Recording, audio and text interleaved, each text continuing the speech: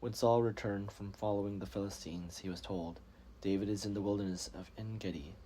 Then Saul took 3,000 chosen men out of all Israel, and went to look for David and his men in the direction of the rocks of the wild goats. He came to the sheepfolds beside the road where there was a cave, and Saul went in to relieve himself. Now David and his men were sitting in the innermost parts of the cave. The men of David said to him, "Here is the day of which the Lord said to you, I will give your enemy into your hand, and you shall do to him as it seems good to you." Then David went and stealthily cut off a corner of Saul's cloak. Afterward, David was stricken to the heart because he had cut off a corner of Saul's cloak. He said to his men, "The Lord forbid that I should do this thing to my Lord, the Lord's anointed, to raise my hand against him, for he is the Lord's anointed." So David scolded his men severely and did not permit them to attack Saul. Then Saul got up and left the cave and went on his way. Afterwards, David also rose up and went out of the cave and called after Saul, "My lord, the king."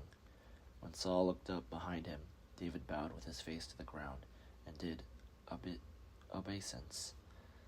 David said to Saul, "Why do you listen to the words of those who say, 'David seeks to do you harm'?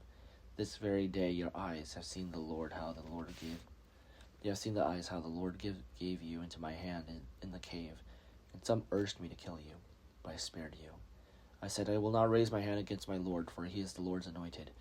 See, my father, see the corner of your cloak in my hand.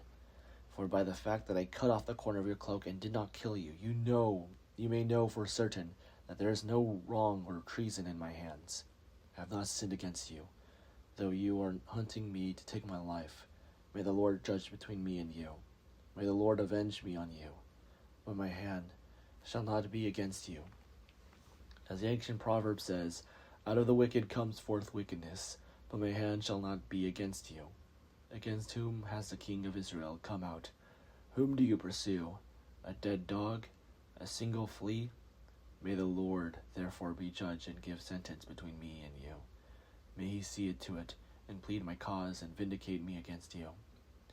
When David had finished speaking these words to Saul, Saul said, "Is your voice, my son David?" Saul lifted up his voice and wept. He said to David, "You are more righteous than I, for you have repaid me good, whereas I have repaid you evil. Today you have explained why you have dealt well with me, and that you did not kill me when the Lord put me into your hands. For who has ever found an enemy and set the enemy safely away? So may the Lord reward you with good for what you have done to me this day.